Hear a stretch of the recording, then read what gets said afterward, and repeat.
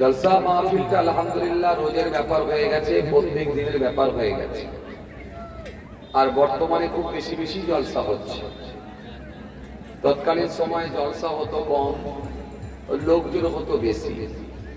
আজকের দিনে জলসা হচ্ছে বেশি, লোকজন হচ্ছে কম। জলসার প্রতি কিছু মানুষের যে একটা আন্তরিকতা, ভালোবাসা, এটা আস্তে আস্তে নষ্ট হতে চলেছে। এই মাহফিলের প্রতি যেন একটা অনীহা ভাব, এই মাহফিলের প্রতি একটা অনীহা ভাব, একটা নেগলেক্ট মনোভাব তৈরি হয়ে গেছে। যতক্ষণ জাগ্রত অবস্থায় থাকলো, দোকানে এসে চায়ের দোকানে চাটা খেয়ে নিয়ে, পাপড় টাপড় কিনে নিয়ে, বাদাম টাদাম কিনে নিয়ে, ঘুরে ঘাড়ে মার্কেটিং করে বাড়ি চলে গেল। কিন্তু যে জলসাকে কেন্দ্র করে দোকানে এসে ঘুরে সময় নষ্ট করে চলে যাচ্ছে, কিন্তু এখানে বসলো না, যখন লোক আছে। ভাইরা আমার, বন্ধুরা আমার, সাথী মহব্বতের ভাইরা, আবার কিছু মানুষ আছে দেখবেন তারা এরকম মাহফিলের প্রতি একটা নেগেটিভ কমেন্ট করে। যদি বলা হয় চাচা একটা জলসা করছি গো, গ্রামবাসীরা বলছে, ছেলেরা বলছে চাচা একটা জলসা করছি গো, তো 200 টাকা চাঁদা দাও। কে করতে বলেছে? জলসা করে কটা লোক হেদায়েত হয়েছে, এরকম কিছু বলে না? এরকম, তার মানে ওদের অন্তরগুলো সব মরিচা পড়ে গেছে। যদি কোরআনের মাহফিলকে যদি বলে বন্ধ করে দে, কটা লোক হেদায়েত হয়েছে, কে করতে বলেছিল, তার মানে বুঝতে হবে ওদের অন্তর খারাপ হয়ে গেছে। অথচ এলাকায় ফাংশন হলে কিছু বলে না, যাত্রা হলে বলে না, মণিমেলা হলে বলে না, ক্রিকেট খেলা হলে বলে না, ফুটবল খেলা হলে বলে না, জলসা হলে বলে কে করতে বলেছিল, কটা লোক হেদায়েত হয়েছে, বন্ধ কর বছর চারদিকে না, সব কটা লোক হেদায়েত হয়েছে। আমি তাদেরকে বলি, ভাই কটা লোক হেদায়েত হয়েছে এই কোশ্চেন করার আগে আগে নিজেকে কোশ্চেন করুন যে আপনি কতটা হেদায়েত হয়েছে। লোককে কোশ্চেন করা তো খুব সহজ, নিজেকে কোশ্চেন করলে বুঝতে পারবেন যে আসলে আপনি কোন জায়গায় আছেন। জলসা করে হেদায়েত হয় না আপনাকে কে বলেছে? এখানে আমি প্রমাণ করে দেবো, এই মাহফিল থেকে প্রমাণ করে দেবো। এমনও বয়স্ক লোক, প্রবীণ লোক বসে আছে যে জীবনে কোনোদিন মাদ্রাসার গেট দেখেন, মক্তবের চৌকাট পার হয়নি জীবনে কোনোদিন, কিন্তু যতটুকু শিক্ষা গ্রহণ করতে পেরেছে, যতটুকু সে আলহামদুলিল্লাহ ধার্মিক হতে পেরেছে, তার মুখে দাঁড়ি, তার নামাজ, তার টুপি, তার সুন্নাত, তার ফরজে আইন, সে যতটুকু করতে পেরেছে আলহামদুলিল্লাহ সেটাও কিন্তু জলসার ওসিলাতে হয়েছে। কথা ঠিক বলছি না? ভুল বলছি? ঠিক ঠিক জি আছি। হ্যাঁ, সুতরাং এই জলসায় হেদায়েত হয়নি আপনাকে কে বলেছে? এই জলসা মাহফিল চালু করেছিলেন বাংলার জমিনে কে? ফুরফুরা শরীফের আবু বকর সিদ্দিক রাহমাতুল্লাহ আলাইহি, আপনাদের দাদা হুজুর কেবলা, আমার পন্নানা জান হুজুর কেবলা। জি, তৎকালীন সময়ে মানুষ যখন শিরিক বিদআতের সঙ্গে যখন সম্পৃক্ত হয়েছিল, মানুষ যখন কুফরি কথাবার্তা বলতো, মানুষ যখন আকীদা খারাপ করে ফেলেছিল, ফুরফুরা শরীফের আবু বকর সিদ্দিক রাহমাতুল্লাহ আলাইহি, আপনারা জানেন হুগলি মাদ্রাসা, সেখান থেকে তিনি পড়াশোনা করে কলকাতা আলিয়া মাদ্রাসা থেকে কমপ্লিট করে তিনি সুদূর মক্কা শরীফ মদিনা শরীফে গিয়েছিলেন। মদিনা ইউনিভার্সিটি থেকে তৎকালীন সময় 40টা হাদিসের সনদের সার্টিফিকেট নিয়ে তিনি বাংলার জমিনে ফিরে এসেছিলেন। এসে তিনি চিন্তিত হয়ে পড়েছিলেন যে বাংলাকে কি করে শিরক মুক্ত বাংলা করা যাবে, এই বাংলাকে কি করে মানুষকে হেদায়েতের দিকে কি করে আহ্বান করা যাবে, মানুষকে সোজা পথের দিকে কি করে ধাবিত করা যাবে, তিনি চিন্তিত হয়ে পড়েছিলেন। সেই সময় তিনি দুটো রাস্তা খুঁজে বের করেছিলেন। একটা হলো মাহফিল ওয়াজ, একটা হলো ইসালে সওয়াবের মাহফিল, যিকরুল্লাহ যিকরুদ্দাবির মাহফিল, আর একটা তিনি গ্রামে গঞ্জে এলাকায় এলাকায় মক্তব মাদ্রাসা করে দিয়েছিলেন। একটা জলসা আর একটা হলো মাদ্রাসা। এই দুটো রাস্তা তিনি তৈরি করে আজকে এই বাংলার জমিনে মানুষ টুপি, দাড়ি, নামাজ, রোজা যতটুকু শিখতে পেরেছে আলহামদুলিল্লাহ, এটা পীর আবু বকর সিদ্দিক রাহমাতুল্লাহ আলাইহি দাদা হুজুর কেবলার অবদান আছে। এখন তো অনেক দল মত পথ বেরিয়েছে, বেরোবে, এটা তো অস্বীকার করার জায়গা নেই। ভারতবর্ষের জমিনে, হিন্দুস্তানের জমিনে খাজা গরিবে নওয়াজ জি, বরং কোরআনের বিরোধিতা করা, হাদিসের বিরোধিতা করা। কোরআন হাদিসের বিরোধিতা করা মানে স্বয়ং আল্লাহ রাসূলের বিরোধিতা করা। সাবধান হয়ে যাবে। রাসূল হাদিস পাকের মধ্যে বলেছে, মানুষ সকালবেলা থাকবে মুমিন, সন্ধ্যেবেলা কুফরি করে কাফের হয়ে যাবে। সন্ধ্যেবেলা থাকবে মুমিন, সকালবেলা কুফরি করে কাফের হয়ে যাবে। এত সহজ নয়। আসেন, চলুন, অল্প সময় সীমিত জ্ঞান বুদ্ধি থেকে বাল্লিগু আন্নি ওয়ালাউ আয়া এইদিকে লক্ষ্য করে দুটো একটা কথা জাস্ট খালি একটু টাচ করে যাব। শেখাতে নয়, একটু স্মরণ করিয়ে দিবে। আপনারা আলহামদুলিল্লাহ জ্ঞানীগুণী মানুষ, শিক্ষিত মানুষ, বিচক্ষণ মানুষ, সোশ্যাল মানুষ, আমার তুলনায় অনেক বেশি আপনারা জানেন। আমি ক্ষুদ্র ছোট মানুষ, পীরের আওলাদ হিসাবে আল্লাহ আপনাদের খেদমতে নিয়ে এসেছেন। অল্প সময় দুই একটি কথা আলোচনা আছে। আমরা হলাম ইসলাম ধর্মের মানুষ। আমাদের ধর্ম হলো ইসলাম।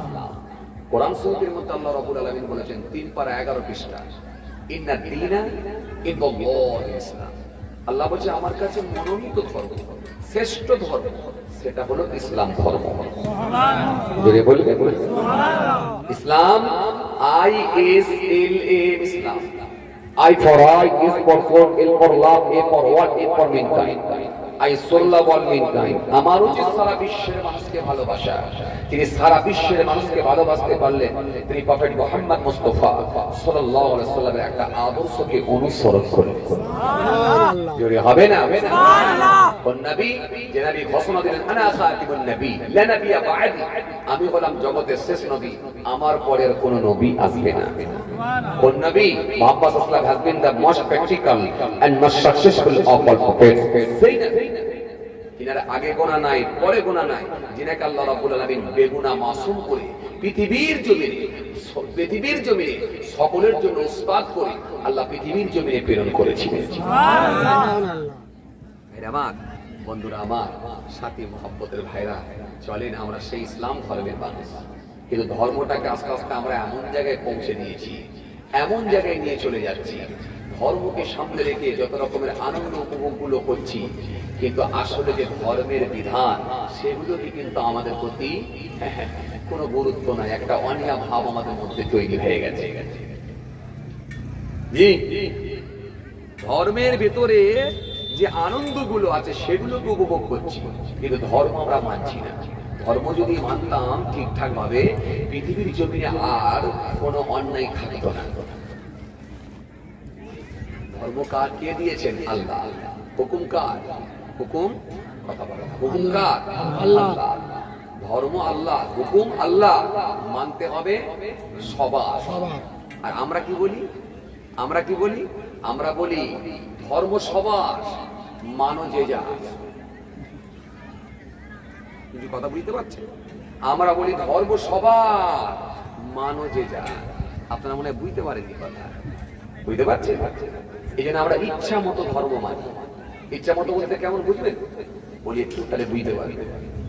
যেমন কিছু মানুষ আছে দেখবেন রোজা রেখে ইফতার করে, কথা পায় না, রোজা রেখে ইফতার করে।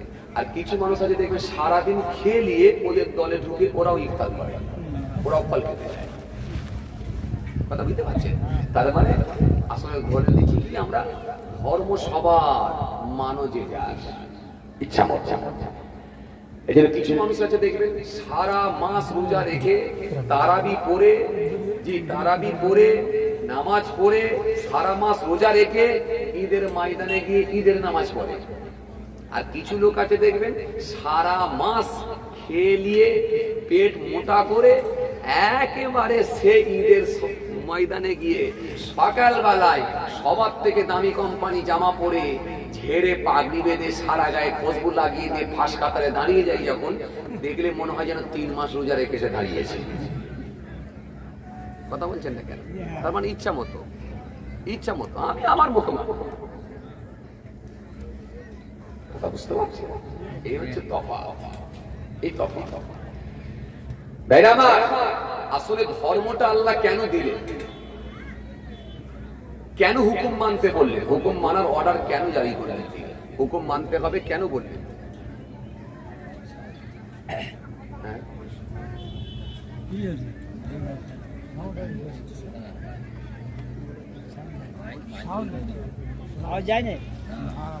আচ্ছা, এই আপনারা বুঝতে পারছেন তো? বাস ঠিক আছে, আর সমস্যা নেই। এরা তো শোনার জন্য এসেছে। ও বাজারে যে দোকানদার বিক্রি করছে মাল, শুনে কি করবে? ও তো খরিদ্দার ছাড়তে এসেছে, ওর নিয়ে চাপ নেই। আর আত্মীয় যে সে ঘরে শুয়ে শুয়ে মোবাইল ঘাঁটছে, সে শুনে কি করবে? এই আপনারা যারা বসেছেন শুনতে পেরে খেয়াল করে। কি বলছিলাম? ধর্ম নিয়ে বলছিলাম, তাই তো? আসলে ধর্মটাকে আমার আল্লাহ কেন দিলেন? কেন বললেন যে তোমরা আমার বিধান মানো? কেন বললেন? এতে কি আমার আল্লাহর কোনো লাভ আছে? কোন মানুষ যদি নামাজ নাই করে, রোজা না রাখে, আওকাত থাকলে হজ যাকাত কিছু যদি না করে, দাড়ি টুপি সুন্নাত যদি কিচ্ছু না করে, এতে কি আমার আল্লাহর কোনো ক্ষতি হবে? একটু জোরে বলে ক্ষতি হবে না। কিন্তু মানতে বললেন কেন? মানতে বললেন কেন? এর পিছনে কারণ একটা আছে। কি কারণ? এটাই, যাতে করে আমার হুকুমকে যদি বান্দা পরিপূর্ণভাবে মেনে নেয়, তাহলে আমি আল্লাহর ভয়টা ভিতরে ঢুকে গেলে পৃথিবীর জমিনে সে সোজা পথের পথিক হতে পারবে, অন্যায় মুক্ত হতে পারবে, পৃথিবীর জমিনে সুষ্ঠু সমাজ তৈরি হবে, পৃথিবীর জমিনে সিস্টেম ওয়াইজ মানুষ চলতে পারবে।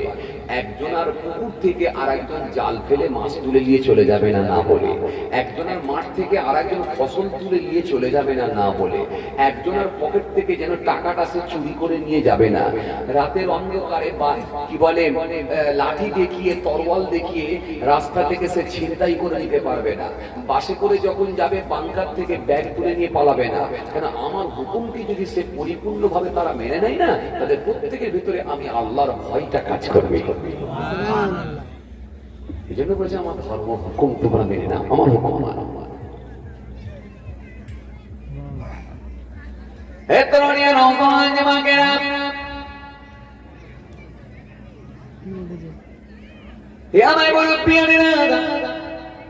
বাবারা শুনে রেখে দিন, বাবারা জেনে রেখে দিন। এই জন্য আমার আল্লাহ কোরআন কারীমের মধ্যে বললেন, সুন্দর করে আমার আল্লাহ জানেন, ইয়া আইয়ুহান নাসু উ'বুদু রাব্বাকুমুল্লাযী খালাকাকুম ওয়াল্লাযীনা মিন ক্বাবলিকুম লা'আল্লাকুম তাত্তাকুন। ইয়া আইয়ুহান নাস, হে মনুষ্য জাতি, হে মানুষ সকল, হে মনুষ্য জাতি, ইয়া আইয়ুহান নাস উ'বুদু, ইবাদত করো, জিকির করো, উপাসনা করো, আরাধনা করো কার? রব্বাকুম, তোমার রবের, তোমার আল্লাহ। হে মানুষ সকল, তোমরা আল্লাহর ইবাদত করো, রবের ইবাদত করো, স্রষ্টার ইবাদত করো। কেন করবে? আমি আল্লাহ বলি, আল্লাযী, যিনি খলাকাকুম, তোমাকে সৃষ্টি করেছেন, ওয়াল্লাযীনা মিন ক্বাবলিকুম, তোমার পূর্ববর্তী মানুষদেরকেও সৃষ্টি করেছিলেন। উদ্দেশ্য অন্য কিছু নয়, একটাই কারণ, লাআল্লাকুম তাত্তাকুন, যাতে করে তোমরা মুত্তাকি, পরহেজগার, খোদাভীরু হতে পারো। হে পৃথিবীর মানুষ, তোমরা যদি আমার হুকুমকে মেনে নাও, তাহলে কি হবে? তোমরা মুত্তাকি হয়ে যেতে পারবে, পরহেজগার হয়ে যেতে পারবে, খোদাভীরু হয়ে যেতে পারবে। এই জন্য আমি আল্লাহ বলছি, তোমরা আমার হুকুমকে মেনে নাও। আমি আল্লাহ তোমাদেরকে সৃষ্টি করেছি, তোমাদের পূর্বের মানুষগুলোকেও সৃষ্টি করেছিলাম। তোমার আগে বাপ, তার আগে বাপ, তার আগে বাপ, তার আগে বাপ, তার আগে বাপ, তার আগে বাপ, এভাবে বাবা আদম আসলাম পর্যন্ত যত মানুষ এসেছে, সকলকে অন্য কেউ বানাই না, আমি আল্লাহ বানিয়েছিলাম। কিছু বুঝতে পারছেন বাবাজি? হ্যাঁ, এই জন্য আল্লাহ বলছেন তোমরা আমার হুকুম মেনে নাও। কেন আমি তোমাদেরকে সৃষ্টি করে জানাতে হয় বিরাট সময়ের জ্ঞান দেখা কথা বলছেন না কেন বাবাজি? বলে আপনাদের দিকে হয় না চুপচাপ আছেন? আল্লাহ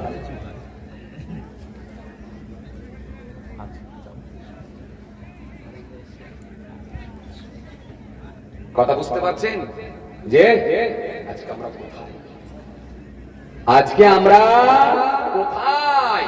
তাহলে ধর্মকে আমরা এখনো পরিপূর্ণভাবে মানতে পারিনি।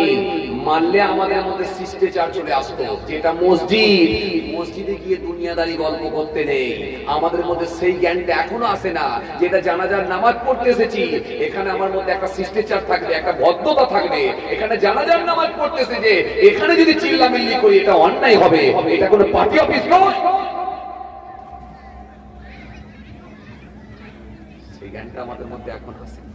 আমি বললাম না একটা কথা আপনাদের, কি বলেছিলাম বলেন তিনি? ধর্ম সবার মন যে যার। কিছু কিছু লোক আছে দেখবেন, আপনি অবাক হয়ে যাবেন, সারা রোজার মাসে দেখবেন রোজাও রাখবে না, জাকাতও দেবে না, ফেতরাও দেবে না। আর যখন কুরবানির সময় এসে যাবে, বন্ধনের লোন তুলে নিয়ে সে এমন গরু মারবে না, এলাকার লোককে চমকে দেবে যে এর থেকে বড় গরু আর এলাকা দিকে তোলে না। কথা বলছে না কেন?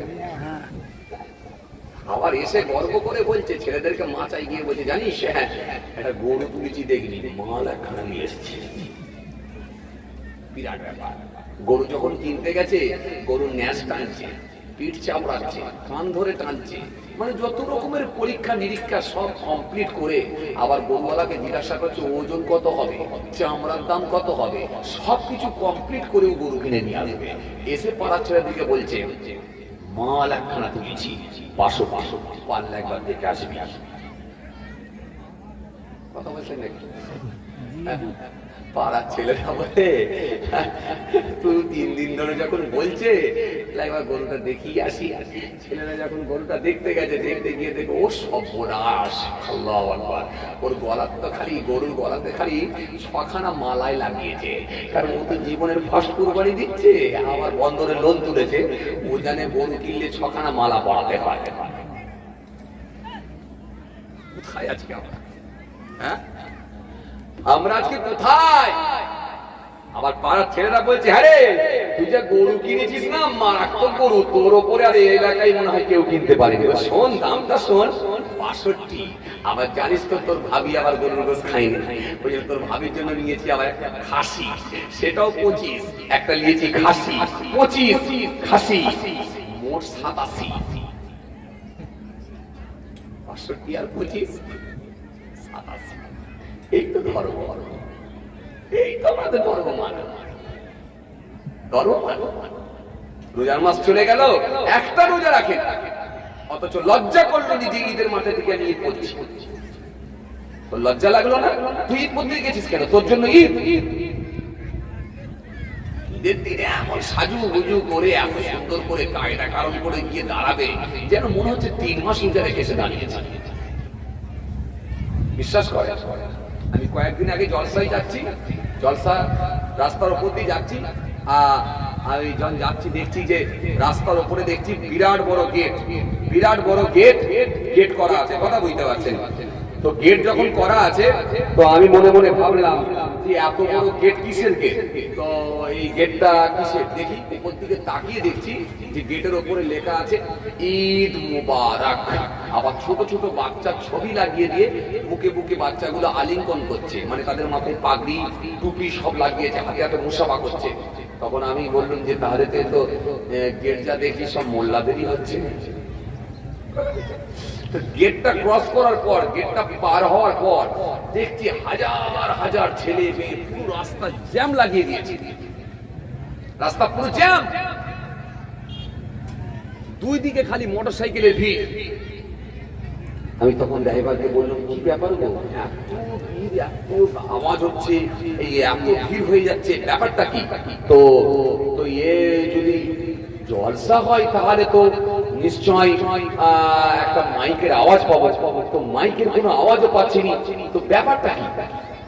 ব্যাপারটা কি বলো দেখি? জলসা তো নয়, তখন আমি ড্রাইভারকে বললাম, দেখো একটু আগিয়ে চলো। একটু আগিয়ে গেলেই বুঝতে পারবে যে হয় খেলা আর না হলে মেলা। ব্যাস যা বললাম তাই। একটু গাড়িটা নিয়ে আগিয়ে যাওয়ার পরই এরকম একটা বড় ফুটবল মাঠে দেখা যাচ্ছে হাজার হাজার মানুষের ভিড়, আর বড় নাগলদুন্না দূর থেকেই দেখা যাচ্ছে। তার মানে নাগলদুন্না ঘুরছে, তার মানে নাগলদুন্না ঘুরছে মানে বাকি সরঞ্জাম সব চলছে। মেলা মেলা জলসাকে ঈদকে কেন্দ্র করে মেলা। আবার কিছু কিছু দেখছিল পুরো লোক দাড়ি রেখে টুপি পরে পাঞ্জাবি পায়জামা পরে ঘুরে বেড়াচ্ছে। বুড়োগুলোর একটু লজ্জা নেই। যদি ওদিকে যে দিদি বলে, চাচা এইরকম একটা মেলা হচ্ছে, আপনি ঘুরছেন, এই মেলাতে আপনি একটু প্রবেশ করলেন না, ছেলেদের বললেন না? তখন বলবে, ছেলেরা একটু আনন্দ করছে, কি বলবো বড় দেখিনি। বাস্তবটা বলেন। আপনি জানেন এই আনন্দ তো আনন্দ নয়, এটা আমাদের আনন্দ নয়, এটা অন্য ধর্ম ভিন্ন ধর্মের মানুষদের আনন্দ হতে পারে, কিন্তু মেলা দিয়ে আপনি আনন্দ করতে পারবেন না। আপনি সারা মাস রোজা রেখেছেন, আনন্দ আল্লাহ আপনার ব্যবস্থা করে দিয়েছে। সেটা কি? ঈদের দিনে ঈদের নামাজ পড়েছেন, এই আনন্দ করেছেন। বড্ড জোর হলে ধর্মীয় একটা অনুষ্ঠান দিতে পারেন, একটা জলসা দিতে পারেন, একটা কেরাত প্রতিযোগিতা করতে পারেন, একটা গজল প্রতিযোগিতা দিতে পারেন, কিন্তু মেলা দিয়ে হাজার হাজার ছেলে মেয়েকে এক জায়গায় জমা করে দিয়ে একটা অশ্লীল পরিবেশ তৈরি করে, একটা নোংরামোর পরিবেশ তৈরি করে, একটা অস্থিরতার পরিবেশ তৈরি করে আপনি আনন্দ কখনো করতে পারেন? রাসূল এই জন্য বলেছেন, ক্বালা সালাসাতু ক্বাদ হাকামাল্লাহু আলাইকুমুল জান্নাহ মুদবিরুল খামরি ওয়াল আক ওয়াদ দাঈসুল লাযী ইউকিরু ফি আলিল খুবস। রাসূল বলেছেন, তিন শ্রেণীর মানুষ জান্নাতে যাবে না। সর্বদা মদপানকারী, পিতামাতার অবাধ্য সন্তান, দায়ুস ব্যক্তি, এরা জান্নাতে যাবে না। এই যে আজকে এখানে বসে আছেন, বললে আপনাদের রাগ হবে, কত মানুষ জাহান্নামে যাবে জানেন? বললে আপনাদের রাগ হয়ে যাবে, বললে কড়া কথা হবে।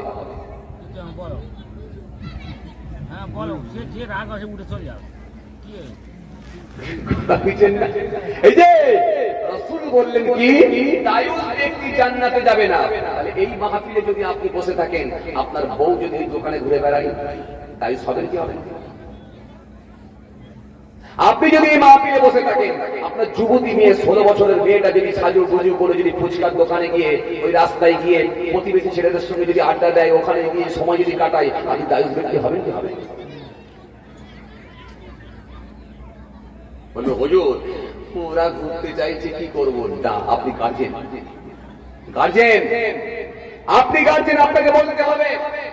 আমার বউকে আপনি আপনার বউকে বলবেন, আমি আমার বউকে বলবো, উনি উনার বউকে বলবে, উনি উনার মেয়েকে বলবে। না, জলসা রাতে ঘুরতে যেতে দেবো না। কি লাগবে তোমার বলো? বাদাম লাগবে, পাঁপড় লাগবে, ফুচকা লাগবে, যা লাগবে সব কিছু আমি তোমাকে সন্ধ্যার মধ্যে ঘরে এনে দিচ্ছি, ঘরে খাও, কিন্তু সন্ধ্যার পরে বাইরে যেতে পারবে না। আমি জলসা শুনতে যাব, তোমরা ঘরে থাকবে, বাইরে যেতে পারবে না। এটা তো আপনি বলবেন না। আপনি জোহরের নামাজ পড়তে যাচ্ছেন, আর আপনার বউ বন্ধন করতে যাচ্ছে, মহিলা সমিতি হেড হয়েছে। আপনাদের দিকে এসব চলে না মনে হয়?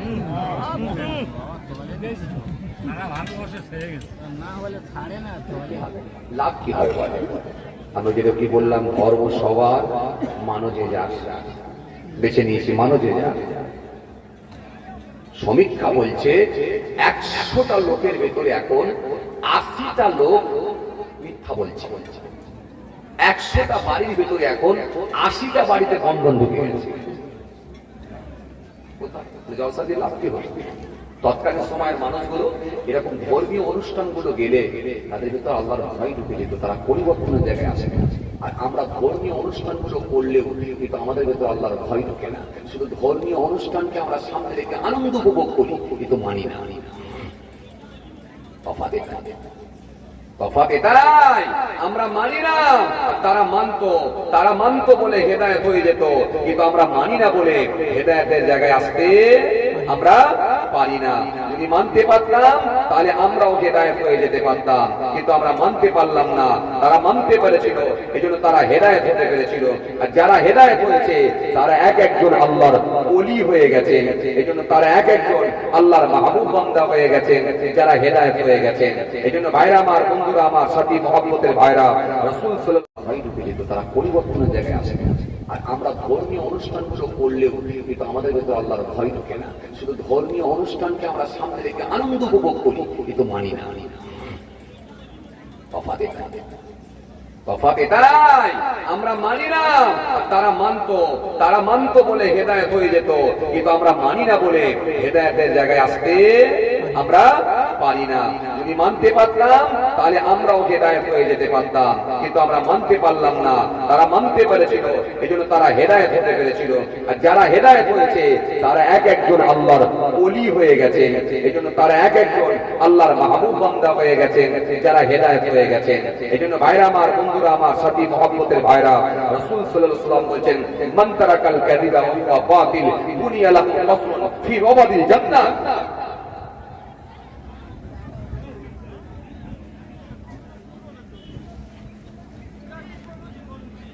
একরোনিয়া নওজওয়ান জামাকেরা, ইয়া মাই মুরব্বিয়ানেরা, বাবারা শুনে কে দিন না, বাবারা চিনে কে দিন না। এই জন্য মানবী সুন্দর করে বললেন, মান তারাকাল কাযিবা ওয়া হুয়া বাতিল।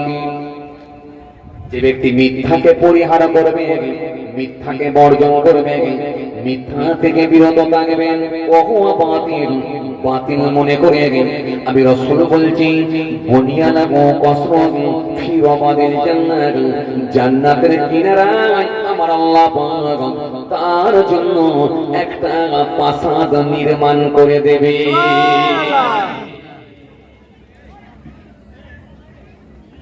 জান্নাতের কিনারায় আমার আল্লাহ তার জন্য একটা প্রাসাদ নির্মাণ করে দেবে। যে ব্যক্তি মিথ্যাকে পরিহার করবে, আজ কথা বলেন, দাদুও মিথ্যা বলেছে, বাপও মিথ্যা বলছে, বেটা মিথ্যা বলছে, তিন গুরুকুল লোক সব মিথ্যা কথা বলছে। চলছে কি চলে? কথা বলে চলছে কি চলে?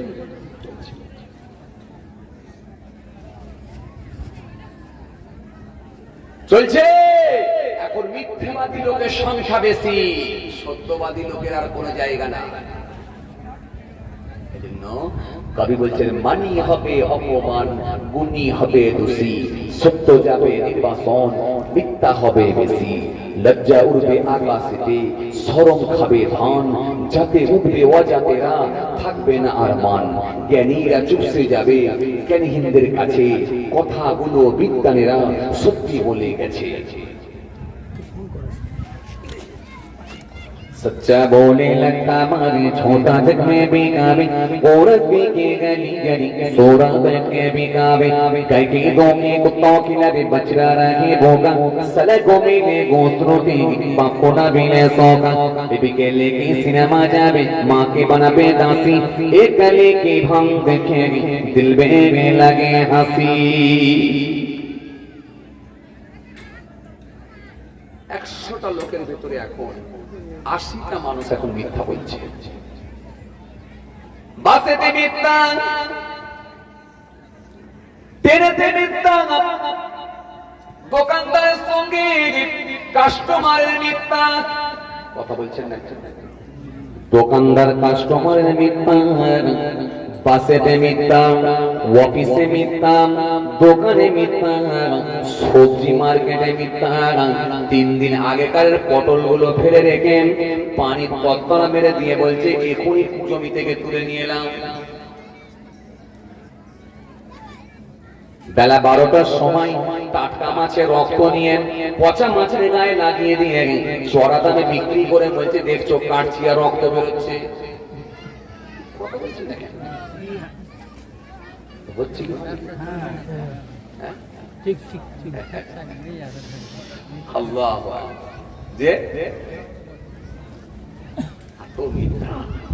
দাদু বলেছে মিথ্যা, বাপ বলেছে মিথ্যা, বেটা বলছে মিথ্যা। কেমন জানে?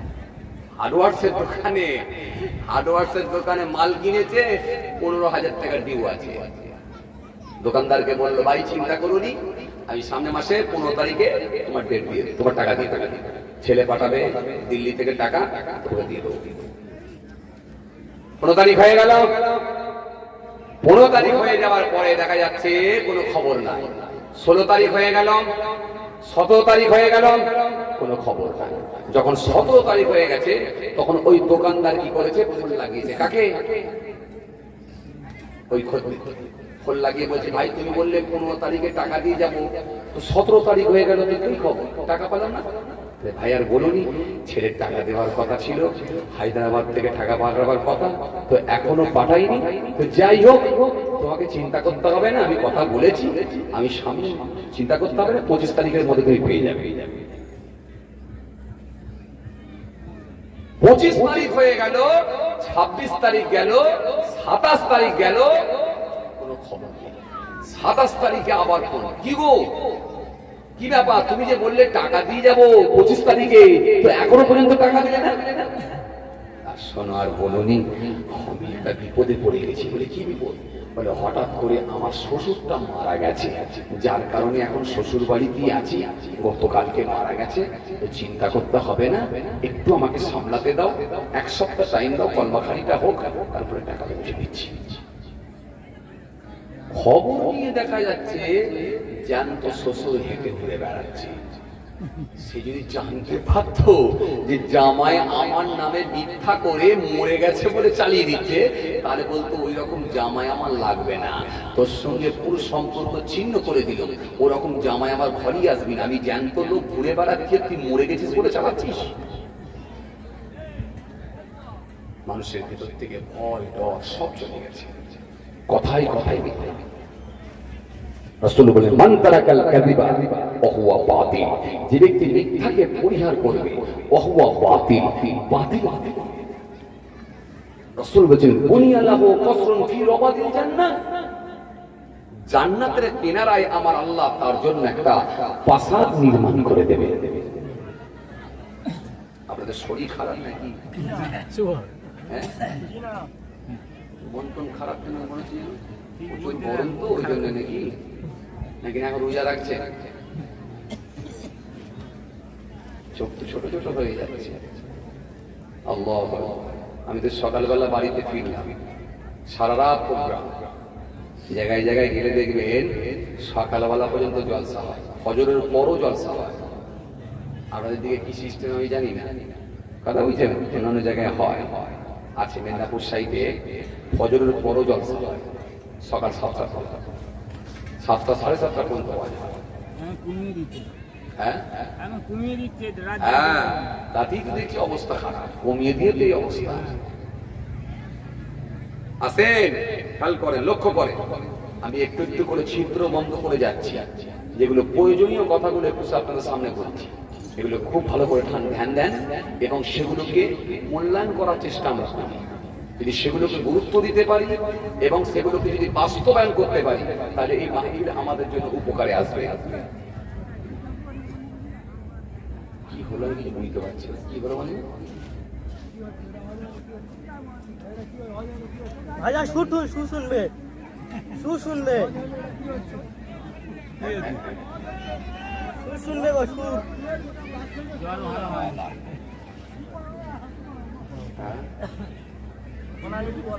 মান তারাকাল কাযিবা ওয়া হুয়া বাতিল, যে ব্যক্তি মিথ্যাকে পরিহার করবে, ওয়া হুয়া বাতিল, বাতিল মনে করে, রাসূল বলেন, বুনিয়া লাহু কসরুন ফি রাবাদিল জান্নাহ, জান্নাতের কিনারায় তার জন্য আমার আল্লাহ একটা প্রাসাদ নির্মাণ করে দেবে। সুবহানাল্লাহ। হে তরুণীরা, নওজওয়ান জামাকেরা, ইয়া মাই মুরব্বিয়ানা, বাবারা শুনে কে দিন, বাবারা জেনে কে দিন। এরপরে আমার নবী সুন্দর করে হাদিস পাকের মধ্যে বললেন, আল্লাহ নবী সুন্দর করে বললেন, সুন্দর করে আমার নবী বললেন, কি বললেন? ওয়ামান তারাকাল মিরাআ ওয়া হুয়া মুহিকুন বুনিয়া লাহু ফি ওয়াসাতিহা, আল্লাহ নবী সুন্দর করে বললেন, যে ব্যক্তি ঝগড়াকে পরিহার করবে, ওয়া হুয়া মুহিকুন, সত্য হওয়া সত্ত্বেও, ন্যায্য হওয়া সত্ত্বেও যে ব্যক্তি ঝগড়াকে পরিহার করবে, আমি রাসূল বলছি জান্নাতের মধ্যবর্তী স্থানে তার জন্য আমার আল্লাহ একটা প্রাসাদ নির্মাণ করে দেবে।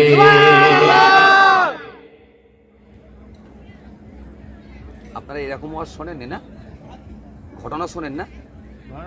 তোর দিয়ে বললে তবে হবে না, তো ওরকম গল্প করে বললে হবে না। এটা ও বুঝতে পেরেছি। তার মানে আমি না থেকে যদি একটা ক্যাশে চালু করে দিয়ে আরো ভালো হবে। আওয়াজ আওয়াজ শুনবো, আওয়াজ আওয়াজ। মাইক্রোফোনটা ভালো না, ক্যাশ করছে না তো। মাইক্রোফোনটা মাইক্রোফোনটা তো ভালো না। এটা তো আর কি করবো ভাই, যেমন মাইক সেট যখন শরীরে মাইক আওয়াজ আসছে, হ্যাঁ মাইক্রোফোনটা চেঞ্জ করতে হবে। মাইক্রোফোন কম দামের মাইক্রোফোন। যাক, মাইক্রোফোনের খারাপ হলে আর কি করা যাবে, পরে গান কথা বুঝতে পারছি। আসেন খেয়াল কর, লক্ষ্য করে, আওয়াজ হচ্ছে পূজার জিনিস, বুঝলেন? মাইক্রোফোন খারাপ হোক, আপনারা পূজা দেওয়ার চেষ্টা করেন। তৎকালীন সময় তো মাইকই ছিল না, লোকে মুখে ওয়াজ শুনে হেদায়েত হয়ে যেত। কথা ঠিক কিনা বলবেন? কি কথাগুলো বললো হুজুর, সেগুলো কি বোঝাতে চাইলো, এটাই হচ্ছে মেন ব্যাপার। মাইক টাইক টান পান ছাড়তে হবে, আপনাকে বুঝতে হবে যে কি বলছি। বুঝছে রাসূল করিম সাল্লাল্লাহু আলাইহি সাল্লাম হাদিস পাকের মধ্যে স্পষ্ট ঘোষণা দিলেন, কি বললেন? আমার নবী বললেন, অমান তারাকাল বিরাআ ওয়া হুয়া মুহিক্কুন, অমান তারাকাল বিরাআ ওয়া হুয়া মুহিক্কুন, যে ব্যক্তি ঝগড়াকে পরিহার করবে, ওয়া হুয়া মুহিক্কুন, যদি ঝগড়াকে পরিহার করে, ওয়া হুয়া মুহিক্কুন, যদি সে ন্যায্য হওয়া সত্ত্বেও,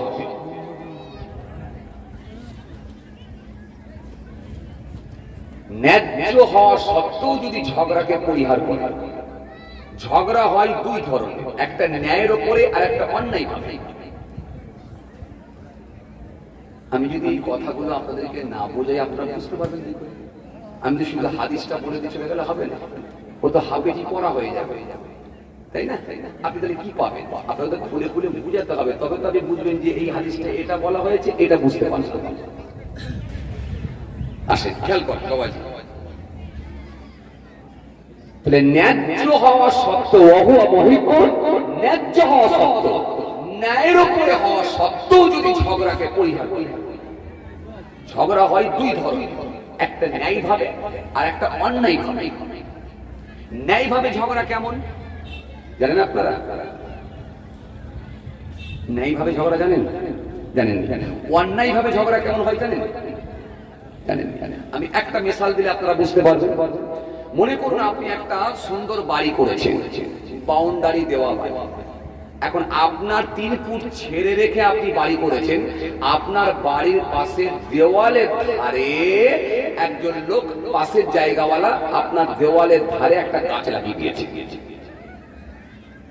এখন আপনি গিয়ে যদি বলেন, ভাই আমি তো 3 ফুট জায়গা ছেড়ে রেখে বাড়ি করেছি, তুমি আমার জায়গায় গাছ লাগালে কেন? এটা কি ন্যায় ভাবে হলো না অন্যায় ভাবে হলো? অন্যায় হলো। এটা অন্যায় হলো। আমি আপনার কথা বলছি, যে গাছ লাগিয়েছে তার ভাবে বলি। আমি বলছি আপনি, আপনার বাড়ি, আপনার বাড়ি, আপনার বাড়ি আপনি 3 ফুট জায়গা ছেড়ে রেখে ঘর করেছেন, কিন্তু পাশের জায়গাওয়ালা আপনার বাড়ির ধারে, পাঁচিলের ধারে একটা গাছ লাগিয়ে দিয়েছে। এখন আপনি বাড়িওয়ালা ওই লোকটাকে গিয়ে যদি বলেন, ভাই তুমি আমার জায়গায় গাছ লাগালে কেন? আমি তো ছেড়ে বাড়ি করেছি, তুমি আমার জায়গায় গাছ লাগালে কেন? এখন আপনার এই বলাটা অন্যায় হবে না ন্যায় হবে? আমি এটা বলি, কথাটা অল্প বুঝে নিতে হবে আপনাকে। তাহলে এই যে আপনি বলতে গেলেন, এটা কিন্তু আপনার ন্যায় হলো। আপনি ন্যায়ের ওপরে কথা বলছেন, অন্যায় হবে না, লিগাল কথাবার্তা বলছেন। কেন? এই জায়গাটা আমার, আমি 3 ফুট জায়গা ছেড়ে রেখে করছি, তুমি কেন এই জায়গায় গাছ লাগালে? এই যে প্রতিবাদ করলে, এই যে প্রোটেস্ট করলে, এটা হলো ন্যায়ের ওপরে। আর অন্যায় কোনটা? অন্যায় হচ্ছে যে লোকটা জোর করে আপনার জায়গায় গাছ লাগিয়ে দিল, এটা হচ্ছে অন্যায়। সে করলো অন্যায়, সে কিন্তু বলছে অন্যায় ভাবে, আর আপনি কিন্তু বলছেন ন্যায় ভাবে। রাসূল বলছেন ন্যায় ভাবে ঝগড়া হওয়া সত্ত্বেও, ন্যায় ভাবে ন্যায্য ঝগড়া করা দরকার ছিল, যদি সেটা ন্যায্য হয়ে থাকে, এটাকেও যদি সে পরিহার করে, আমার রাসূল বলছেন হাদিস পাকের মধ্যে এসেছে, আল্লাহ এত খুশি হয়ে যায়, জান্নাতের মধ্যবর্তী স্থানে তার জন্য একটা প্রাসাদ নির্মাণ করে দেয়। ভাইরা আমার, বন্ধুরা আমার, সাথী মহব্বতের ভাইরা, আচ্ছা এবারে আপনারা বলেন, এই যে ন্যায়ের ওপরে ঝগড়া করা, এই ন্যায়ের উপরে ঝগড়া করা থেকে বিরত থাকার লোক আজকের দিনে আছে? জি না। এখন তো অন্যায় ভাবে ঝগড়া করার লোক বেশি। আবার আপনি যদি ন্যায়ের উপরে করেন এখান থেকে বিরত থাকবেন, এই লোক আজকের দিনে কি আর আছে?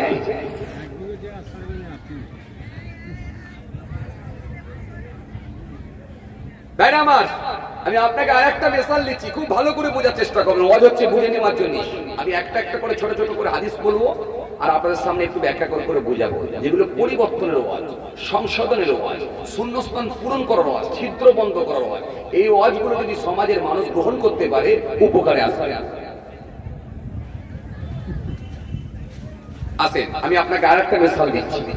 আপনি বাড়ি বানালেন, যখন খোলা মাঠের উপরে যখন বাড়ি বানাচ্ছেন, আপনি পাশের জায়গাওয়ালাকে ডাকলেন, ডেকে বললেন ভাই আমি একটা বাড়ি বানাবো, তো বাড়ি বানাবো ক ফুট জায়গা ছেড়ে করবো বলো।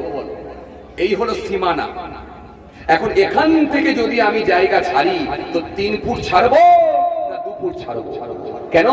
যদি সরকারি আইন অনুযায়ী যদি ছেড়ে করা হয় 3 ফুট ছাড়তে হয়, আর যদি অ্যাডজাস্ট করে করতে হয়, কম্প্রোমাইজ করে করতে হয়, তাহলে অনেক সময় 1.5 ফুট বা 2 ফুট ছেড়েও করা যায়। কথা কি আপনাদের বুঝাতে পারছি? আমি বুঝতে পারছি?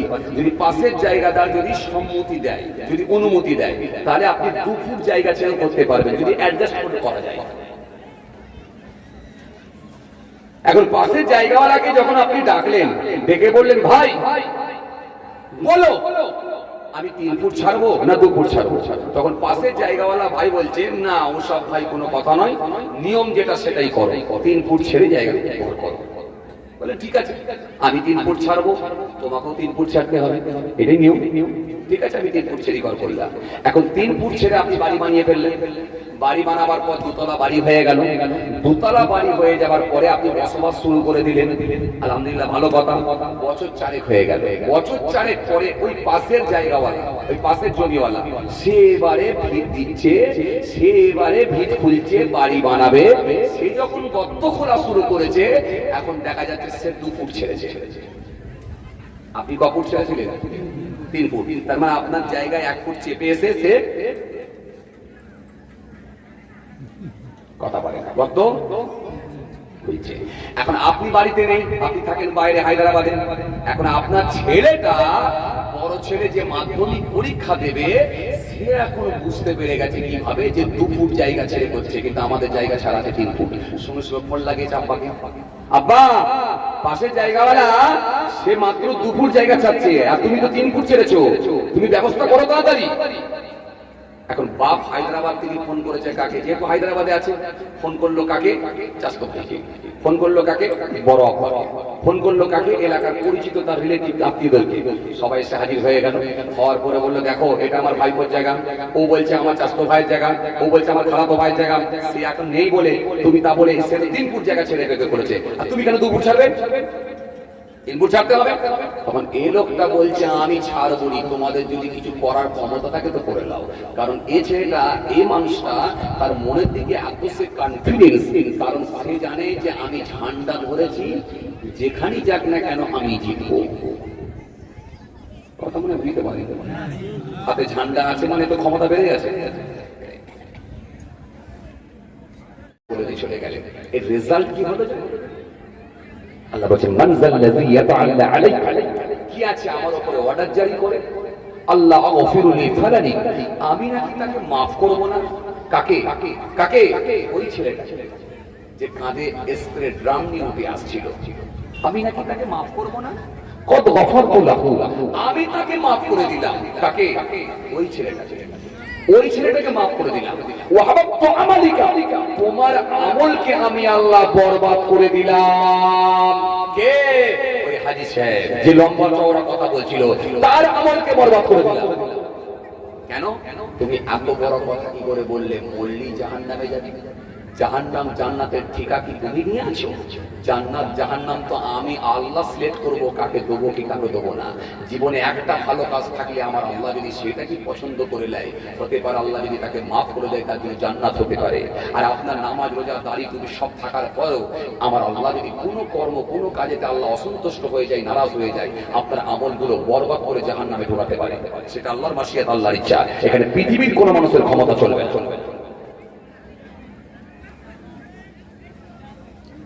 বুঝতে পারছেন বাবাজি? এই জন্য খুব সাবধান। বলবে হুজুর তাহলে কি তাকে নামাজের দিকে আমি একটু আহ্বান করতে পারবো না? অবশ্যই পারবেন। আপনি মার্জিত ভাষায় বলতে হবে, মিষ্টি সুরে বলতে হবে, হাসি মুখে বলতে হবে।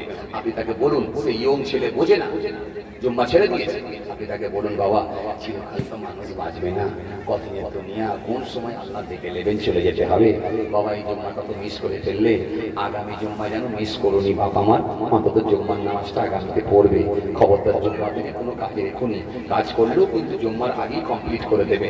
জুম্মার নামাজটা অন্তত পড়ো, সপ্তাহের মধ্যে শ্রেষ্ঠ দিন জুম্মার দিন, জুম্মার নামাজটা পড়ো। আপনি এইভাবে মার্জিত ভাষায় বলুন, হাসি মুখে বলুন, এটা ইসলাম আপনাকে শিখিয়েছে।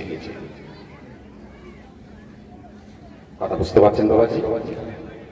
আসেন, আমি যেখান থেকে ছেড়ে এলাম লক্ষ্য করে, লক্ষ্য করে।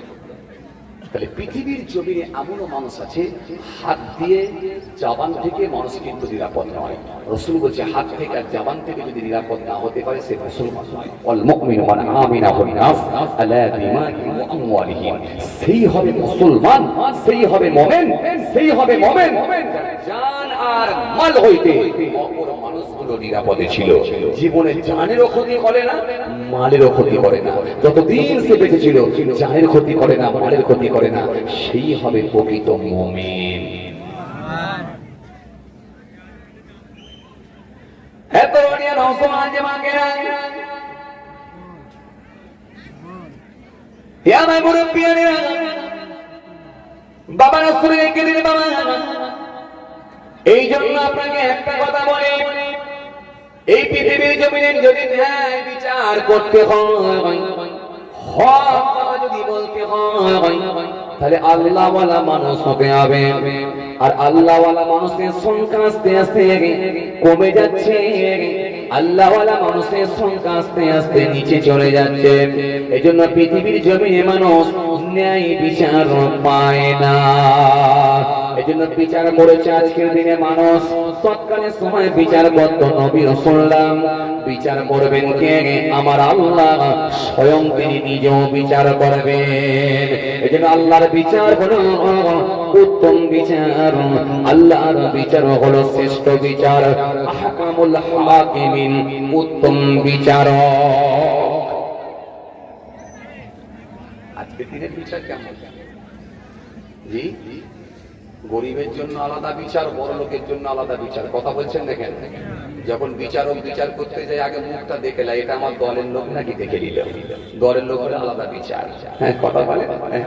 আবার পেছন থেকে যদি আলাদা ডিল করে কিছু টাকা বলে দিয়ে আসতে পারেন, সেখানে আবার হয়ে যাবে আলাদা বিচার।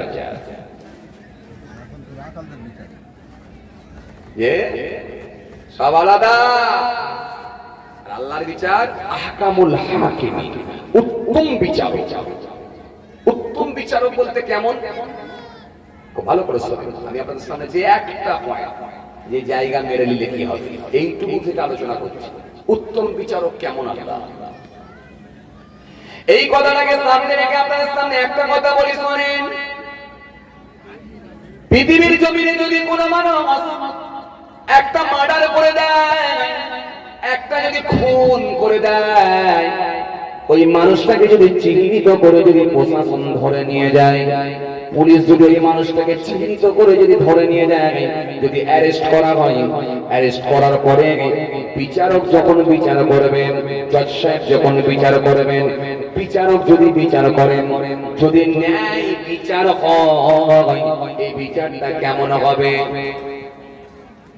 যদি ন্যায় হয়, ন্যায় তো হচ্ছে না, তবু বলছি যদি ন্যায় হয়, বিচার কেমন হবে? ভালো ভালো, ন্যায় হলে ভালো হবে। একটা লোক মার্ডার করেছে, তাকে অ্যারেস্ট করেছে, এখন জজ সাহেব বিচার করছেন বা বিচারক বিচার করছেন। যদি ন্যায় বিচার হয়, কি বিচার রায় দেবে? কি বিচার রায় দেবে? জেল হবে। একদম। হয় জেল করে দেবে যাবজ্জীবন, আর না হলে ফাঁসি দেবে। যেহেতু মার্ডার করেছে ফাঁসিতে ঝোলাবে, তাই তো নাকি? এটাই দুনিয়ার বিচার। আচ্ছা, এবার আপনারা বলেন তো দেখি, যদি কোনো ব্যক্তি 10টা মার্ডার করে, 10টা মার্ডার করার পর ওই ব্যক্তিটাকে যদি চিহ্নিত করে যদি অ্যারেস্ট করা হয়, প্রশাসন যদি অ্যারেস্ট করে নিয়ে যায়, তুলে যদি নিয়ে যায়, নিয়ে যাওয়ার পরে যখন কেস হয়ে গেল, দীর্ঘদিন ধরে কেস চলল, এরপরে যখন বিচারক বিচার করবে, আচ্ছা আপনারা বলেন তো দেখি এবারে কি রায় দেবে?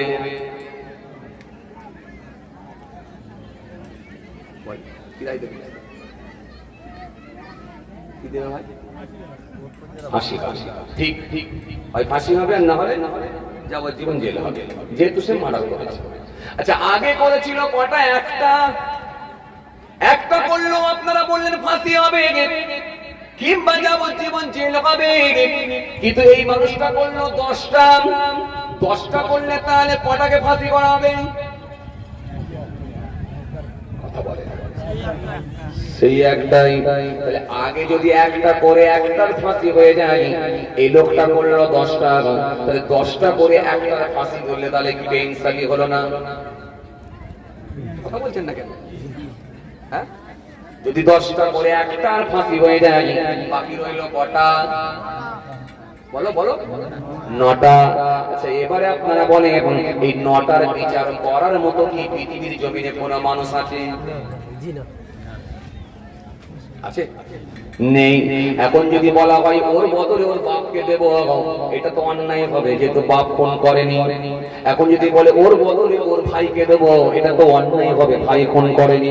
ওর বদলে ওর খালাতো ভাইকে খুন করব, এটা তো অন্যায় হবে, যেহেতু ওর খালাতো ভাই করেনি। কিন্তু ও করেছে 10টা, কিন্তু ধরে নিয়ে গিয়ে ফাঁসিতে ঝোলানো হলো একটা, বাকি রইল কটা? 9টা।